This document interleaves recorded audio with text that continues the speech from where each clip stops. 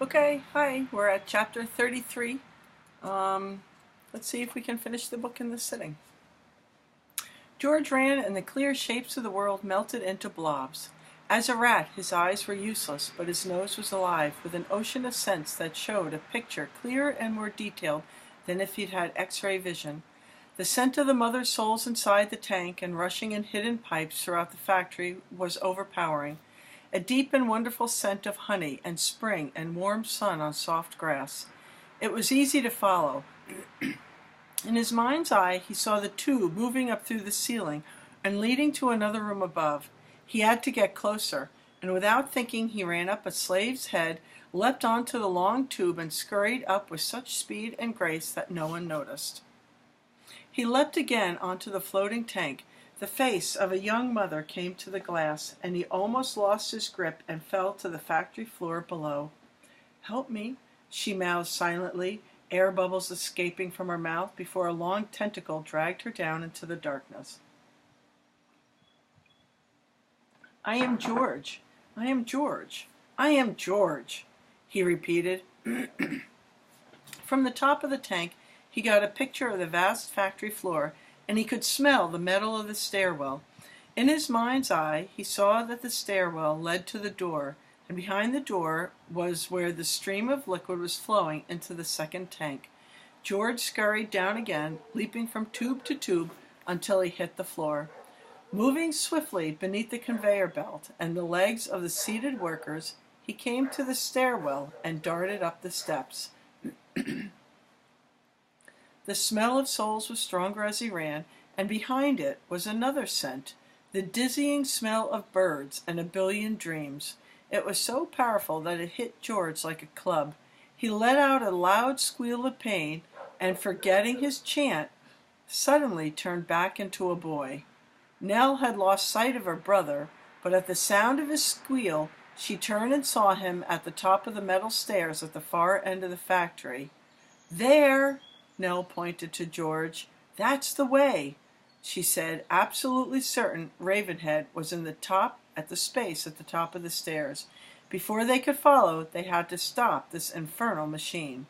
Nell's eyes scanned the factory and caught sight of the hulking dark daughter who sat on a stool pulling the lever that worked the conveyor belt. "I'm going for the handle," she said to Speedy. "You break the belt. Anyone comes for you, you fight and don't hold back. Remember who you are." "I'm Speedy," he said. "That's right." Speedy repeated his name to himself, whispering. The change took hold, and he turned into a large grizzly bear. He dropped to all fours and took off, roaring across the factory floor. The thump of his great pads echoed throughout the vast space. Nell followed. The fight had begun.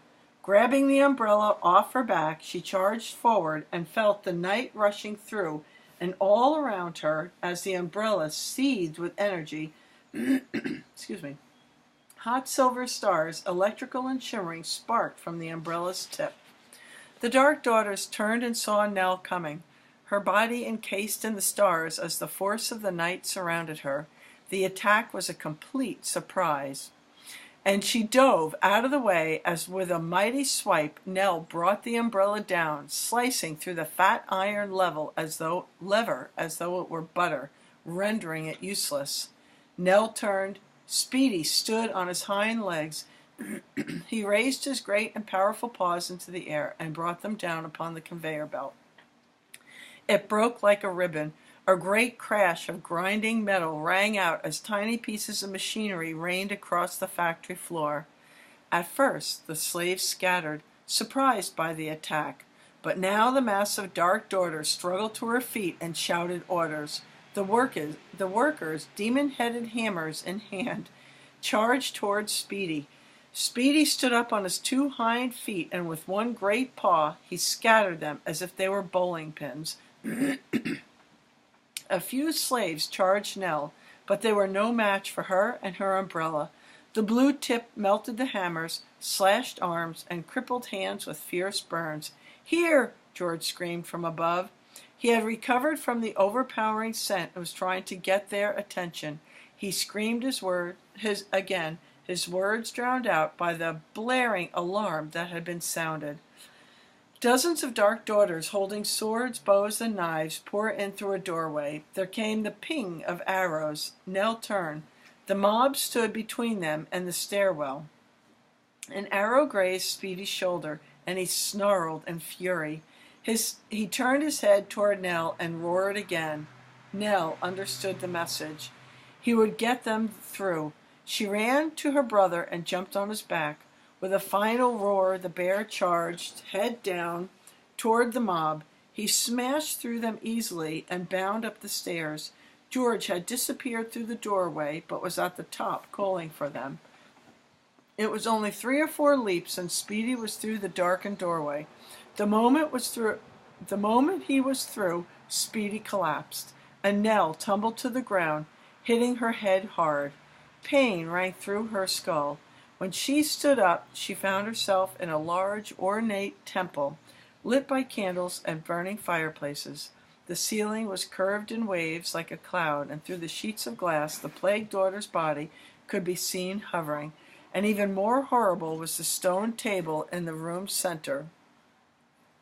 The great marble slab was at least 30 feet long, and laid out upon it was Ravenhead. The great bird filled every inch of it, and was bound to the top by golden chains and tightly crisscrossed his chest. He's made to stay there. His eyes were closed, but his chest was rising and falling. He was under a spell, but he was still alive. A hypodermic needle as large as Nell herself dangled over Ravenhead's heart. The stunt of the fall and the shock of seeing Ravenhead laid out on his deathbed passed, and Nell remembered her brother. She looked on the ground. Speedy had returned to himself and was on the floor moaning. Nell ran over. An arrow had hit the large boy in the arm, which was bleeding badly. "I'm shot," he moaned, clutching his arm and trying to stem the blood. "Don't worry," Nell said, though her heart was racing. The book, she thought. The book will have some medicine. "Nell," George grunted, "give me the umbrella." His voice was trembling. As he stepped out of the shadows, she saw why. Guess why? Fen was standing beside him, holding a knife to his throat. "Give us the umbrella," Fen said. "All right," Nell said calmly. "Just let him go." "Yes, Fen, let the boy go." Guess who said that? Frisia Skull had entered the room, dressed in a beautiful blood-red gown that was embroidered with hundreds of tiny bird skulls, each encrusted with diamonds that glittered in the candlelight. In her hand she held an all too familiar cage, and imprisoned in it was Rose. Sensing Nell, Rose began to chirp wildly. "Mom!" Nell blurted out. Fen released George. He scrambled over to Speedy. The sight of his brother's ruby-red blood turned his face white. "He's shot," George said, his eyes wide in fear.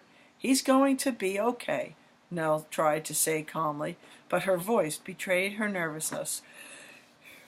Rose was chirping wildly. Nell quickly took out her fearless traveler's guide. "I doubt it," Frisia Skull said, as she walked across the room and stood over him. "He's most certainly going to wake. Excuse me, he's going to die. On any other night he would be a sleeper, and he'd wake back in his bed. But he took it upon himself to enter my world as a human. So, dead here, dead there." Rose began to chirp furiously in protest. "Nell," Speedy moaned. "Is that Mom?" "Yes, she's fine. Hold on, I have medicine," she said. "Hurry," George pleaded. "Please stop whining. He's going to die," Fen said, sneering and kicking him hard in the side. Speedy screamed in anguish. "Let him die in peace," Frisia Skull said, as though she were doing them a favor. Nell tried to ignore the fact that the Queen of the Dark Daughters was standing over her, holding her mother in a cage. "Go on. Look through your book. It won't help you here," Frisia said, gazing up through the window at the plague dreamer floating above. "Nothing can help you now." With shaking fingers, Nell flipped through her Fearless Traveler's Guide, looking for medicine. The pages were blank, white as the ruthless plains of ice that led to the castle. "They're empty," Nell said. "Why are they empty?" George said in disbelief. "I don't know," Nell shouted, feeling as though a cruel trick had been played on her. It was this place, this evil place. She couldn't think straight, and it was affecting the book. "Do something," she pleaded, turning to Frisia's Skull, the one person who had the power to save her brother and make the pain stop. "Please?" "In a moment, I'm going to do something wicked." Frisia Skull's head suddenly faded away, so all that stood over Nell was the Queen of the Dark Daughter's elegant dress and headless body. The body turned and walked toward the table where Ravenhead lay. Nell couldn't believe it. She was having a moment. Now, after all this, in this place, she was having a moment. "I am Nell Perkins," she whispered. "I am Nell Perkins, and I am going to get my family out of this place." She blinked. Frisia Skull's head was back. A warm beam of light drenched Nell's face. She turned. The book was illuminated. The glowing page was filling with a drawing of a small vial, medicine. Nell reached in and pulled it out.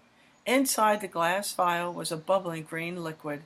With trembling hands, Nell popped open the cork, and poured it into Speedy's mouth. Before their eyes, his wounds shrank and vanished. He was healed. Nell glanced up. Frisia's Skull was standing over Ravenhead, holding Rose's cage in her hand. This was her chance. Nell grabbed the umbrella from the ground and charged Frisia Skull. "The Gleipnir!" Frisia Skull whispered to the enormous bird. With 2 hands, she opened the great bird's beak. She ran her finger along the razor-sharpened edges and winced. Her finger was cut. Blood beaded the surface. She licked the blood off with relish and reached for the small door of the cage. "Don't!" Nell commanded. Frisia Skull turned slowly and discovered Nell standing before her, holding the umbrella at her heart, the blue tip cracking with electric power. "Give me my mother!" Nell shouted. "Why, dear girl, didn't Badger warn you? These are the wicked places, and we are the Dark Daughters. Forgetfulness and confusion are the base of our spells. I couldn't change that if I wanted to. This bird is now a bird and nothing more. Even if you will return her to human form, her memory is gone. She will remember me," Nell said. "A mother always knows her children. She couldn't forget it if she tried. She won't remember you." Remember, that's what they've been telling her all along, and she hasn't stood for it. She hasn't bought it.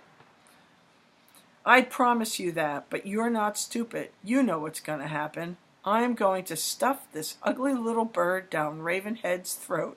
He will be injected with the Eclipse Potion, and he's going to burst wonderfully into flames. I assure you it will be quite exciting. He is going to fly up straight into the heart of the plague dreamer, who, having been asleep for thousands of years, will go ravaging across the dreamlands, destroying it all." "Give me my mother," Nell demanded once again. "I'm afraid not," Frisia said. And faster than a bullet, she gave Nell a quick kick in the chest. Pain seared through Nell's ribs as she went reeling to the floor.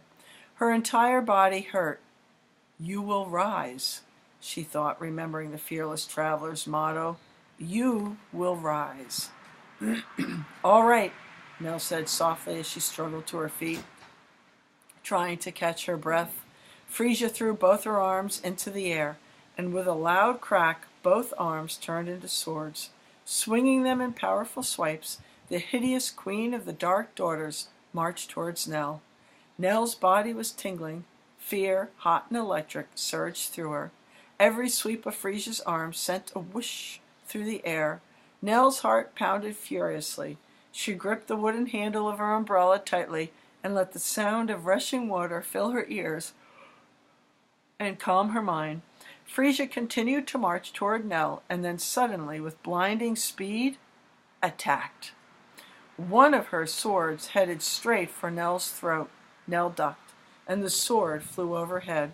Nell pivoted and countered, catching it on her umbrella. Metal hit metal, sparks flew in a dizzying spray. It was like battling two fighters at once. Fen was pointing a bow and arrow at Speedy, daring him to move, and suddenly he did, grabbing her tiny hand. The bow shot wildly, shattering glass overhead, and still he held tight. While she was distracted, George flipped through the book. "Help me, help me, help me, help me," he whispered. Never in his life had he felt so lost, so alone, so in need of help. As the sound of the fight filled his ears, George whispered again to the book and then watched in shock as the black ink slowly filled the pages. The words said, "Help is always here for those who ask. When all is lost, the fearless traveler's guide is here. Call forth any sleeper or dream to assist you, and what you need will be delivered. All fearless travelers know that there is no such thing as lost, only the waiting to be." A picture was being drawn on the blank white page, an illustration of a large diamond. Beneath it was one word, "Found." With trembling hands, George reached into the book and took out the large glittering jewel, unsure of what it meant or what to do with it. It was the size of a golf ball and brilliantly clear, like ice from a mountain on which no one had ever set foot. He glanced up. Two fights were going on now, Nell and Frisia Skull, and Fen and Speedy. So I would say this is the climax of the book. Nell let out a scream of pain. Frisia had slashed Nell's arm with her sword. Her skin was visible beneath her hoodie. A line of blood ran over her elbow. "Trumpet!" George whispered to the diamond. Oh. The first thing he could think of, wasn't even sure what it meant. "Trumpet," he said again. Do you know why he's saying trumpet? "Gimme that," Fen said, and lurched for the diamond, grabbing George's wrist. The large diamond tumbled from his hand, but did not fall to the floor. Instead, it floated up, and with a hum, a beam of white light shot straight down from the brilliant jewel. Inside the beam was the silhouette of a figure. Can you guess? "Max!" Nell said in surprise. "Hoo-hoo!" As she saw her friend step out of the beam of light, Max had made it. Some way, somehow, he had found his way back into the dream, and in his hand was Ravenhead's trumpet. Rose let out a wild cheep of recognition. "What are you doing with that?" Frisia Skull said, her eyes trained on the trumpet Max held in one hand. Nell, catching Frisia Skull off guard, brought her umbrella down hard across the evil queen's knees. She screamed and sank to the floor. As she fell to the floor, she brought both her sword arms down on Nell's umbrella, and it shattered with a loud pulse of energy. Nell knew she no longer needed it. What she needed was something else. She darted across the cold marble to her friend and stood close beside him. He had the trumpet. All they had to do was play, and Ravenhead would awaken. "You remember?" Max said. "Yes," Nell said. "We could die." "That's true, but that's not what I meant." "Do you remember how to play?" He demonstrated. 1, 3, 2, 3, 1, 1, 2, 3. Yeah, Nell said, so happy she wanted to scream it. Max put his lips to the mouthpiece and began to blow. Frisia was already up, racing toward them in a flurry. She opened her mouth, and out shot gross, a flaming tentacle. It slithered toward them as sound exploded out of the trumpet like a chorus of millions, all singing one beautiful harmony. The wave of glorious noise shriveled the tentacle, snuffed the candles, and doused the flames in the fireplace, and with a whoosh, the room went completely dark. The gloom was overwhelming, but only lasted a moment, for a light appeared, growing stronger and stronger as Ravenhead's body began to glow until it was encased in a golden radiance. Then the great bird opened his eyes and yawned. The chains that bound him snapped as if they were made of paper, and he jumped off the table. So do you remember what Ravenhead is supposed to do when they get there? Okay, let's see if it happens. When his clawed feet hit the ground, the weight of him shook the room. Frisia, Skoll, and Fen stood frozen in fear. Max and Nell stopped playing, and no one could speak. I wonder why they're frozen in fear. Am I forgetting something? "My trumpet, please," he said to Max and Nell, his voice a deep, raspy rumble. The bird reached out his long black wing and took the trumpet from Max. At his touch, the trumpet grew until it was large enough to press against his massive beak. All the while, Frisia Skoll said nothing. She stood frozen. Her eyes flickered toward the door and window as if calculating her escape, but it was too late. Ravenhead was already holding her still with the power of his presence. "Whose doing is this, Frisia Skoll?" Ravenhead's voice boomed like a cannon. "I don't need to punish all of the Dark Daughters, only the one who is responsible." Ah!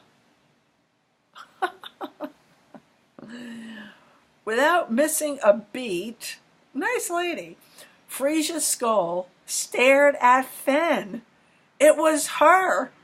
"It was my wicked daughter, Fen, my lord. I tried to stop her." Fen, shocked and confused, looked at Frisia Skoll with great hurt. "Mama," she said clearly, "the child is nasty. Not really a Dark Daughter at all.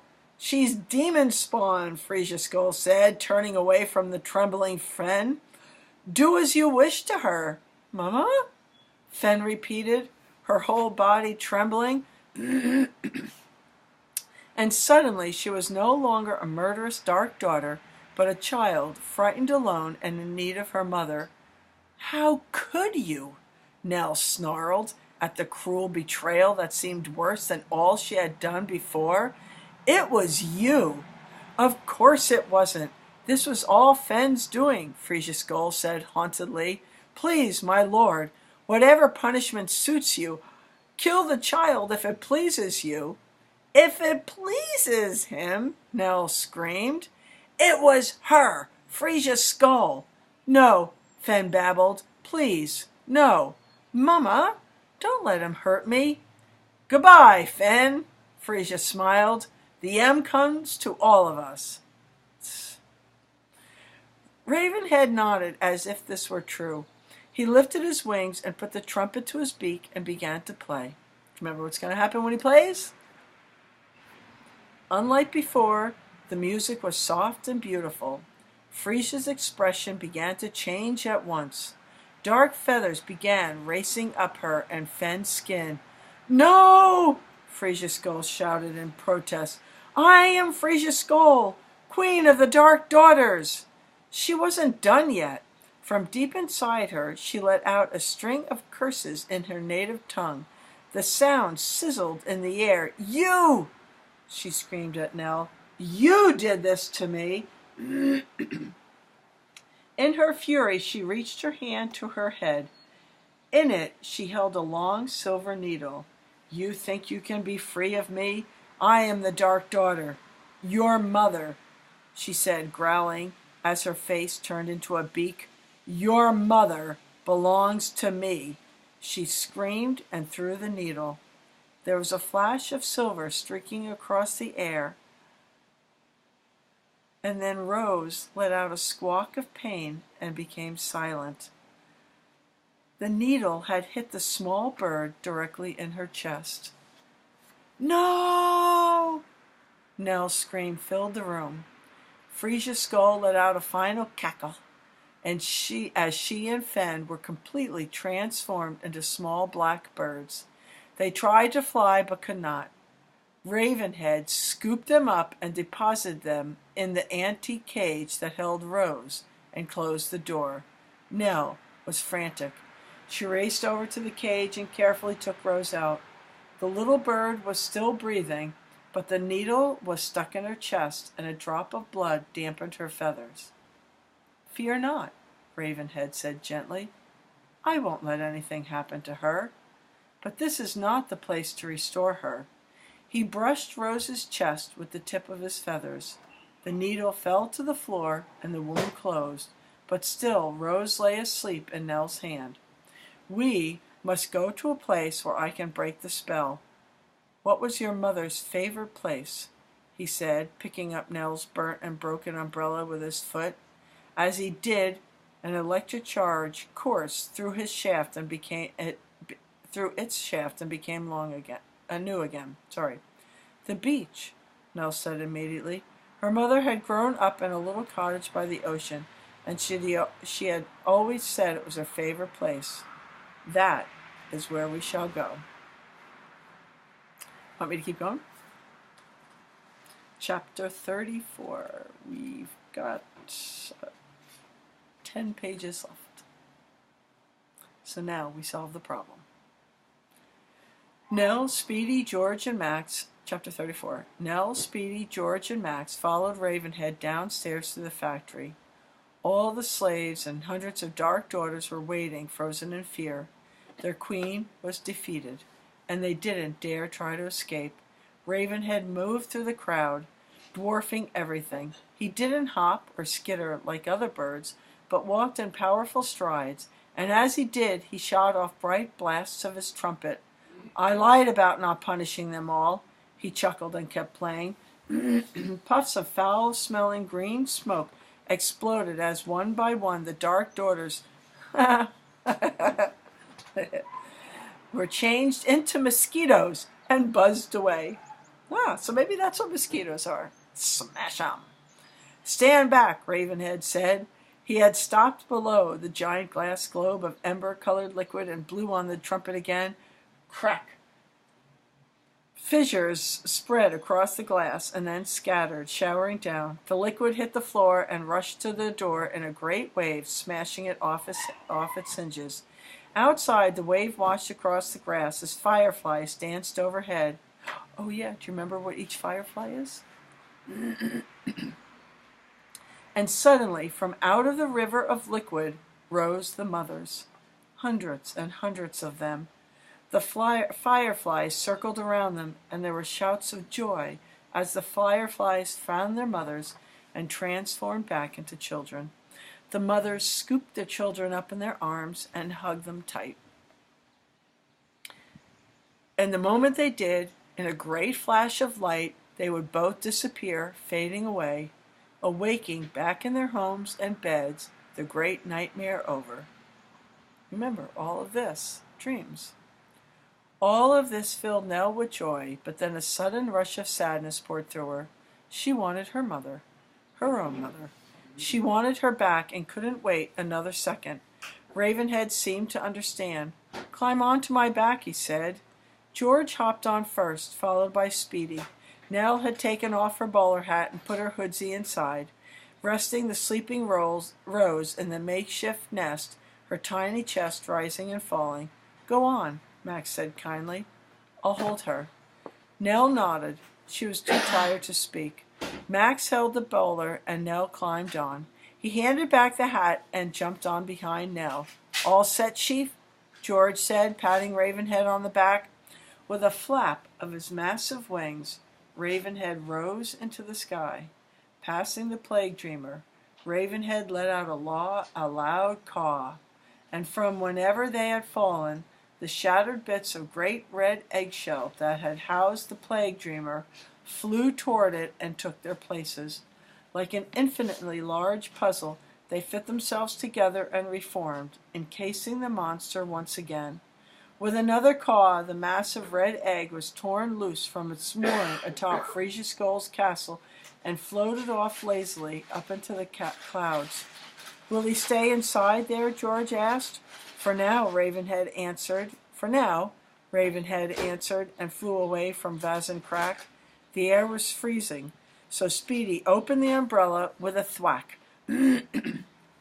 and its warm light protected from the wind, and cold as they flew across the wasteland. So it's the end of the saying, you will find your way home.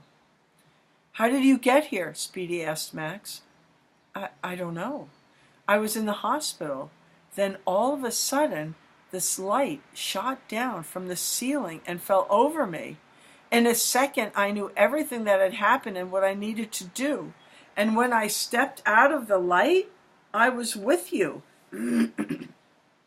Cool, Speedy murmured. Look, George said.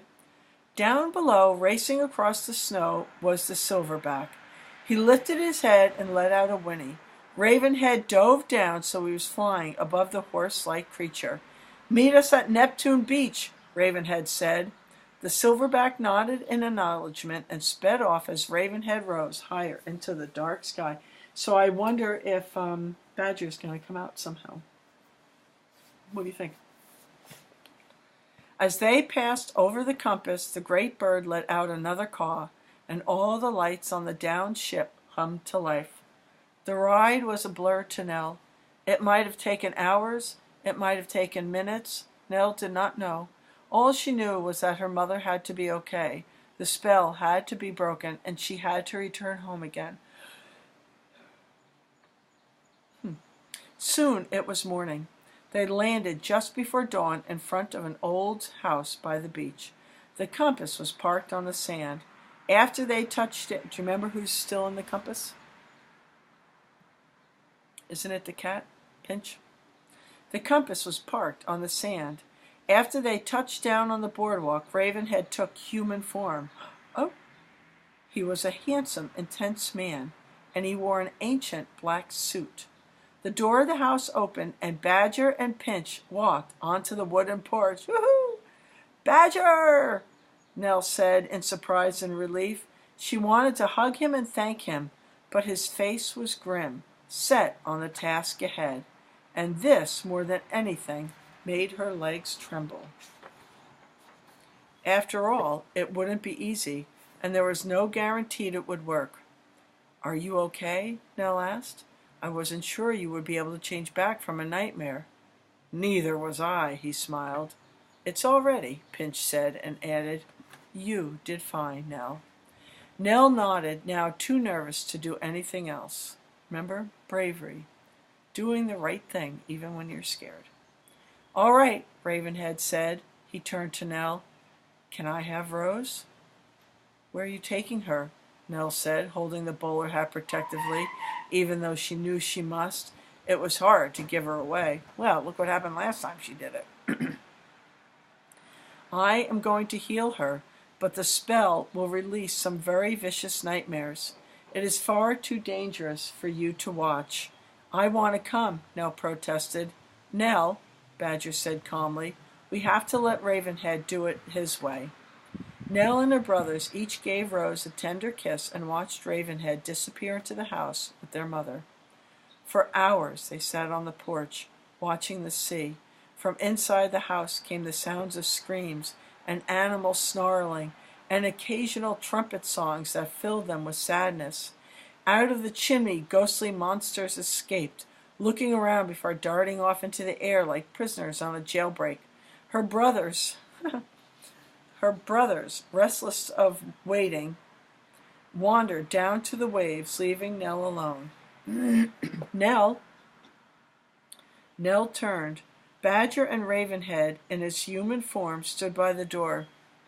She's awake. Nell's heart began to pound. Her mother was okay. It had worked. The spell has been broken, Ravenhead said. She is human once more. Nell leapt up. Can I see her? Nell, Badger said, remember what I said all along? The spell was strong. The strongest one Ravenhead had ever seen. Because Rose herself was unlike any other mother. Yes, Nell said, not understanding what Badger was trying to say. What do you think it is? Think Rose is going to remember them? I did my best, Ravenhead said, but her memories are gone. Gone? I'm sorry, Nell, Badger said. She remembers nothing. Nell couldn't believe it. Wouldn't believe it. Pain gripped her stomach. She took a deep breath and tried to muster every bit of bravery she had. She doesn't remember you or anything else, Badger murmured tenderly. Can I see her? Nell whispered, trying to be strong. Ravenhead nodded. She's in the garden. Nell walked through the house. At first she tried to walk calmly, but she couldn't. She broke into a run, out the door and into the sunny garden, bursting with flowers. And there she was, Rose, bending over to smell a honeysuckle. Hearing the door open, she turned. She was wearing the same dress the day she had worn the day she had been taken. She was a person, a real live person, and she was beautiful as ever. "Why, hello," she said politely in her crisp English accent. It wasn't the voice of someone greeting her own child. Nell froze, and for a moment neither Nell or Rose said anything. Rose stared at Nell, her face troubled and confused. It was clear there was something about the girl before her that meant something, but she didn't know what. "Don't you know me?" Nell finally asked, though she knew the answer. Nell's heart felt as though it were being smashed and shattered and stamped upon by Frisia's skull and every nightmare at her command. She had lost. Her mother was her mother no more, and never would be again. "You know," Rose said quietly, startled by the question. "Oh, know you? Know you?" Rose said quietly, startled by the question. Nell couldn't take it, and all at once she didn't even care. All she wanted to do was what she had wanted since the moment her mother was snatched from her, to wrap her arms around her once again and hug her. Without waiting, she bounded down the steps and threw her arms around Rose, hugging her hard.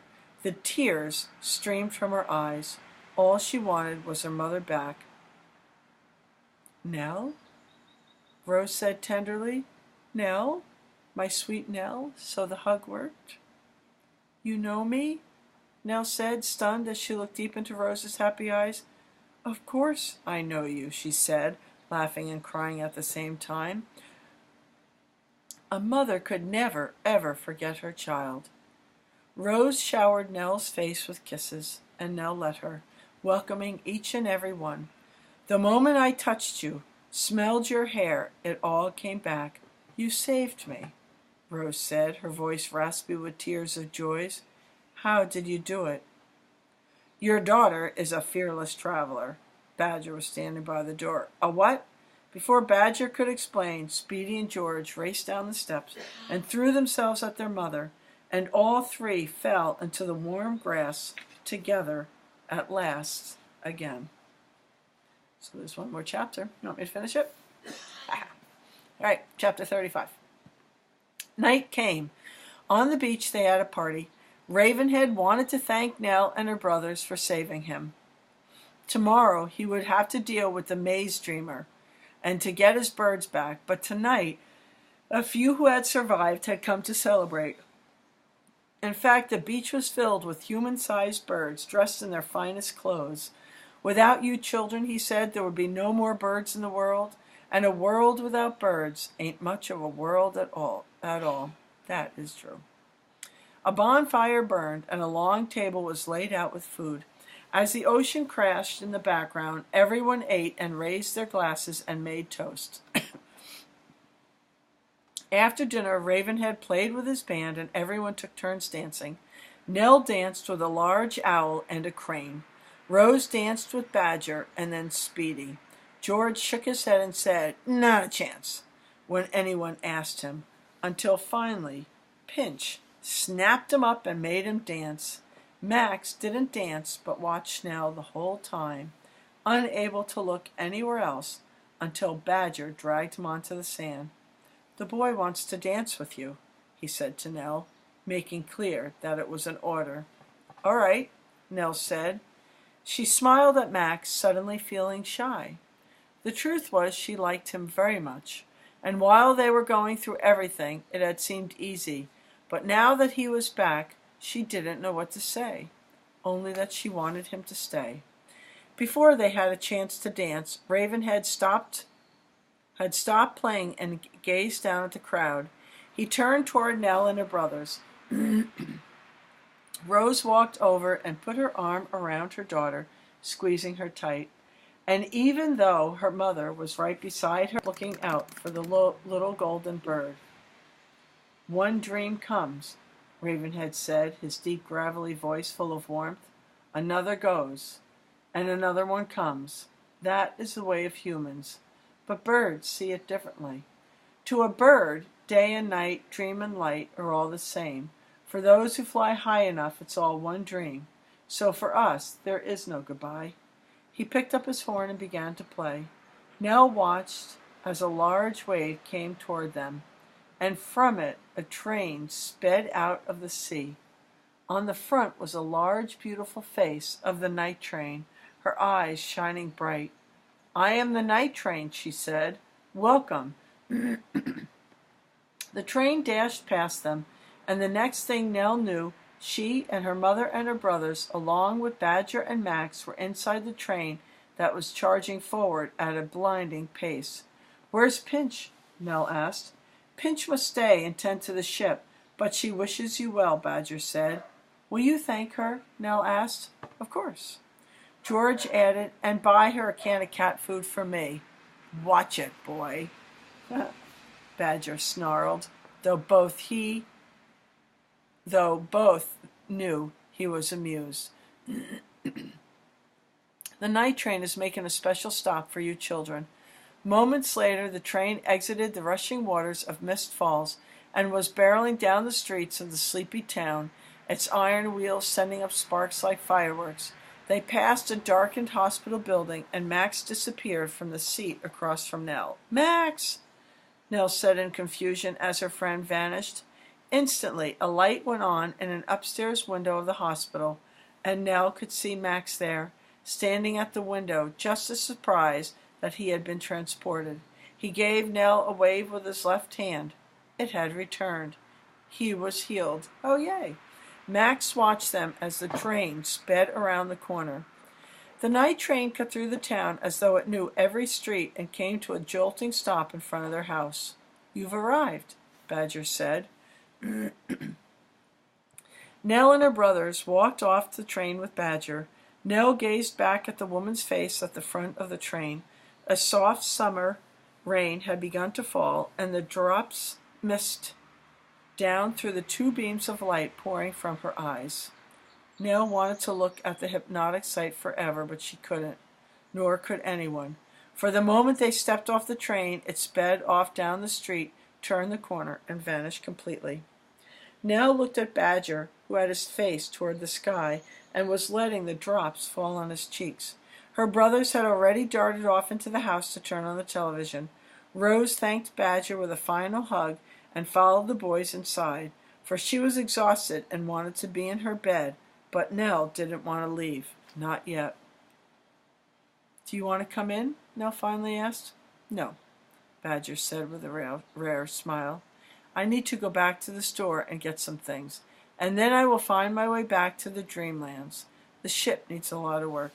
"All right," Nell said. It was the end of a long journey, and, as hard as it was, Nell felt sad that it was ending. Badger seemed to understand what Nell was feeling, and perhaps he felt it a little bit himself. "You know why most people never remember their dreams in the morning?" he asked. Nell was about to shake her head and say she didn't, when she realized that she did know. "Because they don't think they're real." "And what do you think?" "It's all real," Nell said, watching as an owl glided past through the rainy night sky. "Everything." Badger smiled again, pleased. "Do you still have your guide?" "Yes," Nell said, reaching into her pocket. She moved to hand it to him. "Keep it," he said. "You earned it. You're a fearless traveler now." "Really?" Badger nodded. "Of course. You're Nell Perkins." The rain was coming down harder now. Badger took his umbrella off his back. Before he could open it, Nell touched his hand. "May I?" she asked. Badger gently handed the umbrella to Nell, and taking a deep breath, she swung it around her head, opened it with a mighty thwack, and the reassuring warm blue light shone down from underneath its dome. "That's some umbrella," Badger said. "You have no idea." Nell smiled and handed the amazing weapon and protector back to him. "Well," Badger said, "this is where all journeys end." "Home," Nell said, understanding that now this was goodbye. Nell felt a terrible sadness wash over her, and tears well up in her eyes. But then she felt a warm hand on her shoulder and a familiar voice. "Come inside, sweetie," Rose said. Nell turned to see her mother's bright smile, and all at once felt so happy to be in that moment, so happy they had all returned home, even though things weren't the same. She surely wasn't. "All right," Nell said. But before they went inside, they watched Duke Badger, the fearless traveler, wander down the street as the summer rain fell around him, his body untouched, protected by the warm glow from his umbrella. "Goodbye," Nell whispered as he turned the corner and vanished into the deepening storm. Nell changed into her pajamas and lay down on her bed, which seemed like the most comfortable thing she had ever felt. Rose climbed into bed next to her and stroked her hair. On the bed beside the table was the fearless traveler's guide. "Tweet, tweet," Rose said with a yawn.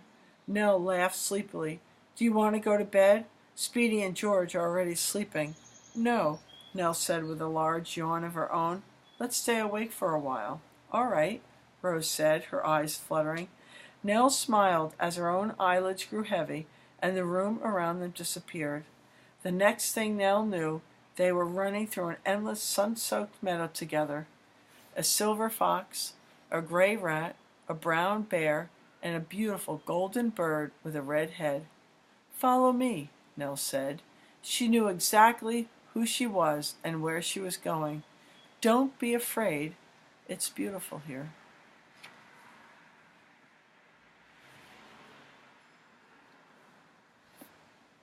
And that's it. We made it.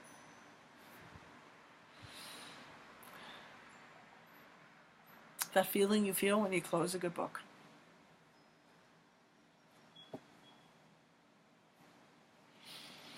All right, you guys. Have a great summer. I'm going to sign off. You're a great group. You're a great class. You're a great kid. Be kind, be brave, and be true to yourself. I love you all.